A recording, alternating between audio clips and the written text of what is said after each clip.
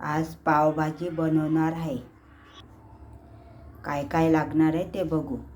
उकडलेला बटाटा, वाटाणा, शिमला मिरची, गाजर, पत्तागोबी आणि बीट, कांदा, टमाटर, बटर, पावभाजी मसाला, हळद, तिखट आणि मीठ. पत्तागोबी, शिमला मिरची, वाटाणा, गाजर बारीक करू मिक्सरमध्ये. आता हे सर्व बारीक करायचं. आता पुरं बारीक झालं. टमाटर बारीक करू. टमाटर बारीक केलं. आता उकडलेला बटाटा किसून घेऊ आणि बीट किसून घेऊ. बटाटा आणि बीट किसून घेतलं. आता कढई गरम झाली, त्याच्यामध्ये आपण बटर टाकू. तर बटर गरम करू. बटर गरम झालं, कांदा टाकू.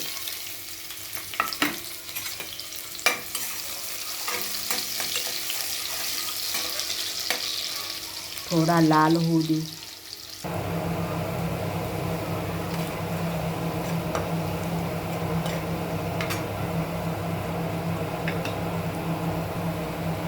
आता लसूण, मिरची आणि अद्रकाची पेस्ट टाकू.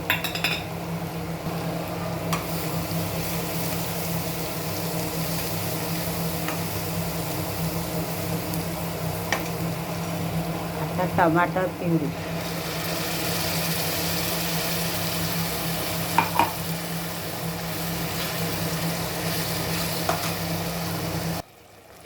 त्याच्यामध्ये तिखट,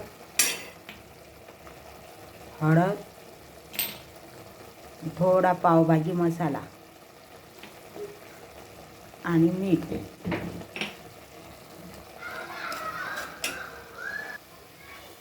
मसाला होईपर्यंत शिजवायचं.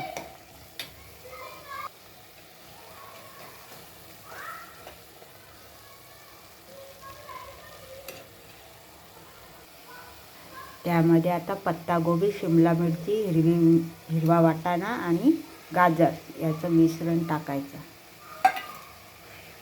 आणि चांगलं शिजवायचं 5-6 मिनटं.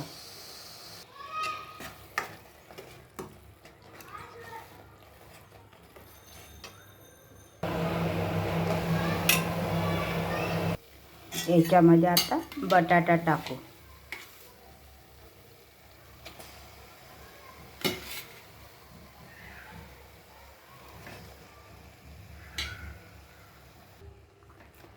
सर्व एकजीव करू.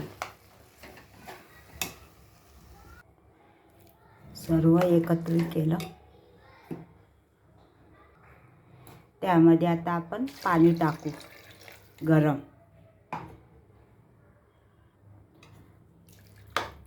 एकजीव करू आता पाणी.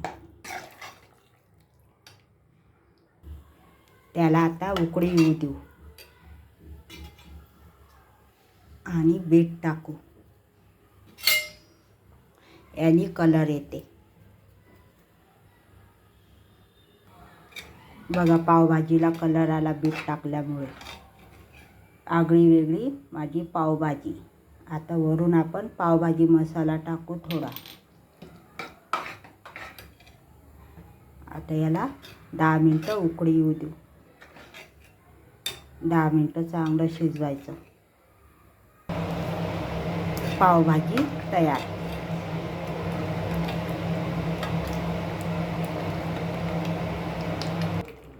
थोडी त्याच्यामध्ये आता कोथिंबीर टाकू आपण.